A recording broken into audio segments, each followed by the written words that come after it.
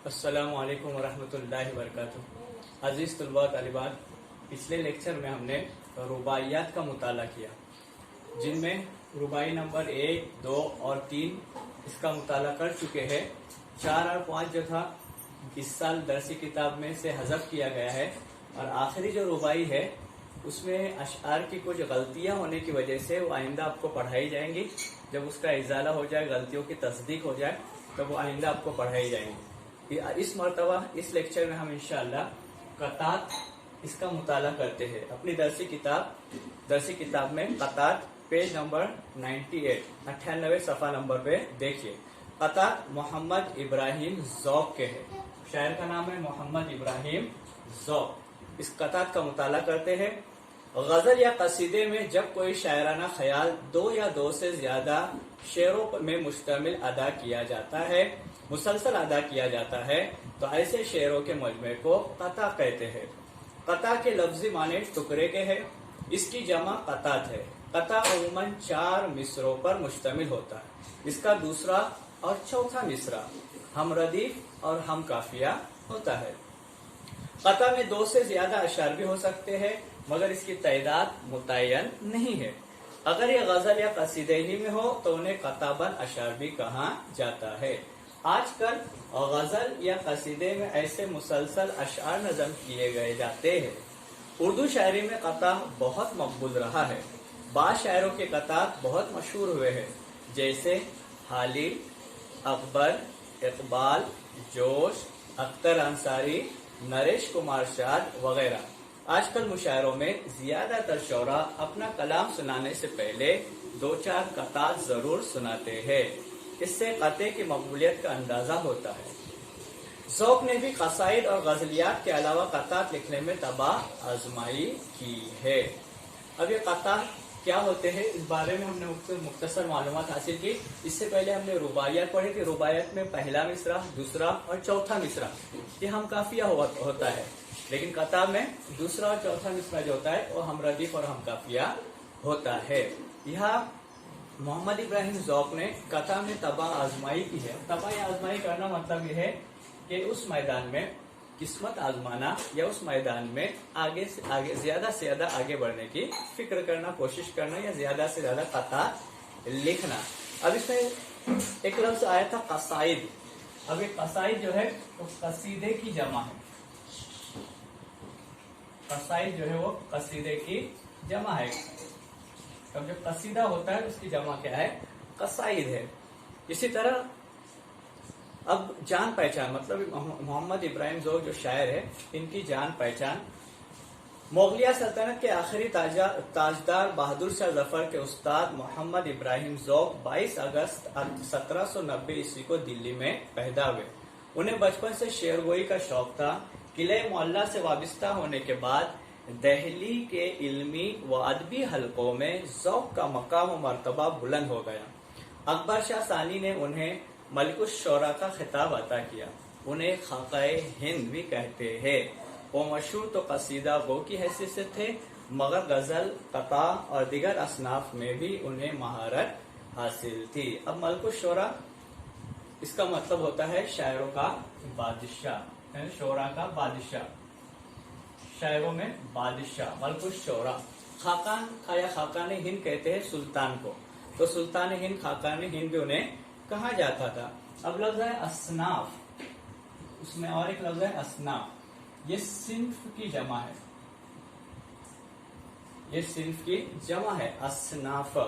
एक लफ्ज असनाफ आया था, ये सिंफ की जमा है। अजीज तुलबा तालिबात, अभी हम जो कतात का मुताला करने जा रहे हैं, ये कतात इस किताब में कुलियात ज़ौक़, जिसको कौमी कौंसिल बराए फरोग उर्दू जुबान नई दिल्ली ने शाये किया है, इस किताब में ये तमाम कतात जैसे अपनी दरसी किताब में है बिल्कुल उसी तरह से लिखे हुए हैं। जैसे पहला कता जो है वो इस किताब में पेज नंबर 267 पे, मतलब 267 पे है। दूसरा जो कता है वो 169 पे, सफा नंबर 169 इस किताब में। तीसरा जो कता है वो 267 पे इस किताब में है, सफा नंबर पे। और आखिरी जो कता है वो 266 पे है इस किताब में। तो आइए हम उसका मुताला करने जा रहे हैं। ये कुलियात ज़ौक़ है, इसमें उनके अशआर का मजमुआ है। आइए शुरू करते हैं। पहला कता।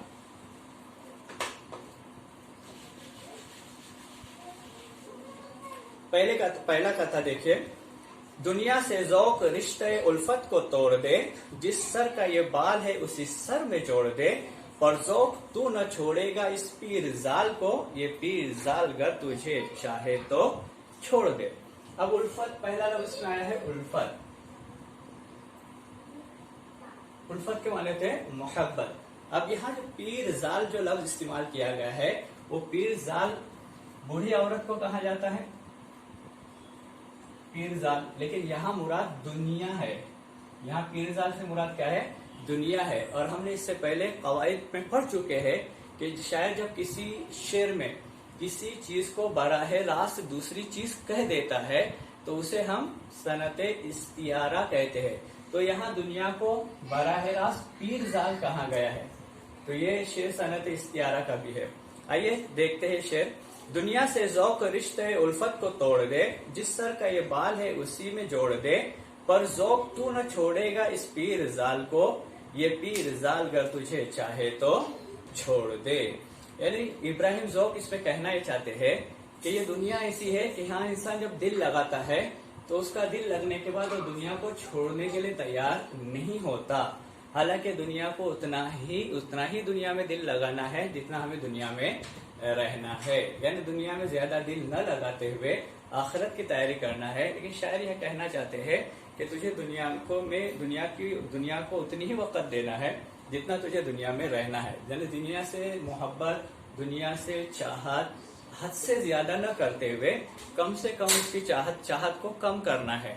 अगर चाहत को कम न किया गया और हमने उसकी वक़ात को बढ़ा दिया तो एक वक्त आएगा कि हम वो हमको छोड़कर चली जाएंगी। और ये बात जो है ये बात तजुर्बे के साथ कही जा सकती है कि इंसान दुनिया को छोड़ने के लिए खुद से तैयार नहीं होता, लेकिन एक वक्त आएगा जो मोहम्मद इब्राहिम ज़ौक़ यहाँ कह रहे कि दुनिया हमें छोड़कर चली जाएंगी। कहना ये चाहते हैं शायर कि दुनिया को कम से कम वक़्त और अहमियत दीजिए, और इसको अगर हमने छोड़ना नहीं भी चाहा तो ये दुनिया हमको एक दिन छोड़कर चली जाएगी। दूसरा कता देखते हैं। जाने कब बेदर्द अंदाज़े कलामे दर्दमन, ज़ौक़ मेरा हम सुकन गर हो कोई दिल खस्ता हो, मुंह से जो निकले वो कुछ हो पर हो दिलकश एक बात, आहे मौजू हो के नाले मिसरे बरजस्ता हो। अब शायर इसमें कहना यह चाहते हैं कि हर इंसान के अंदर दर्द, गम, खुशी, अपनायत, इंसानियत का मादा होता है।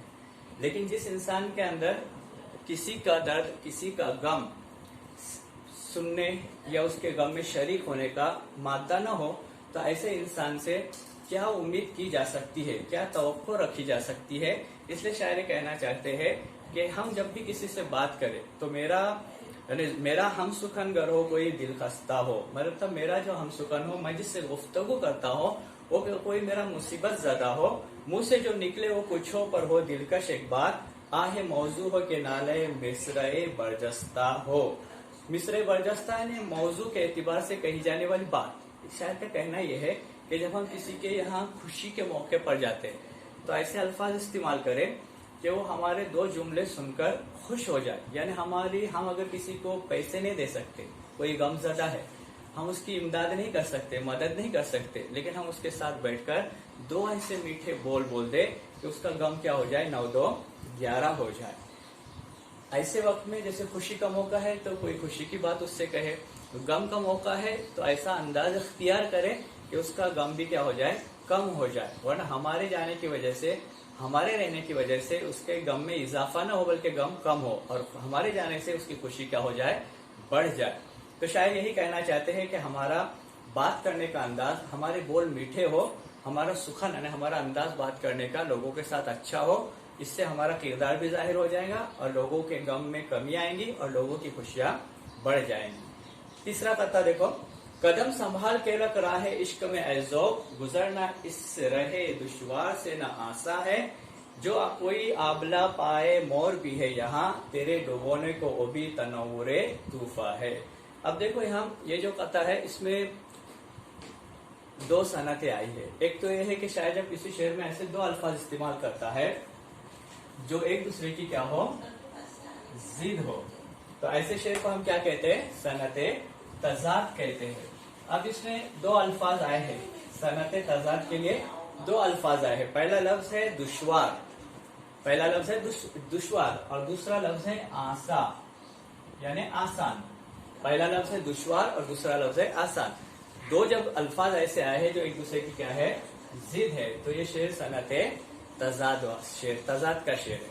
अब दूसरे इसमें लफ्ज आया है तनव्वुरे तूफा। अब तनव्वुरे तूफा शायद जब किसी शेर में किसी तारीखी वाक्य की तरफ इशारा करता है तो उस शेर को हम अक्सर क्या कहते हैं, कवायद के हिसाब से सनते तलवी कहते हैं। अब इसमें तनव्वुरे तूफा लफ्ज आया है। अब तनव्वुरे तूफा जो लफ्ज है वो तूफा लफ्ज इशारा करता है नूह अलैहिस्सलाम के तूफान की तरफ, कि जब वो तूफान, पानी का तूफान जो शुरू हुआ था तो पानी का तूफान जो है घर में जो तनव्वुर था उस तनव्वुर के अंदर से भी पानी उबलना शुरू हुआ था। तो इस शेर में दो सनतें हैं, एक सनत है सनते तलमी और दूसरा है सनते तजाद।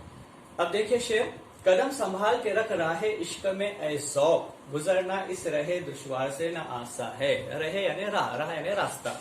अब कदम संभाल के रख राहे इश्क में, राह यानी भी रास्ता।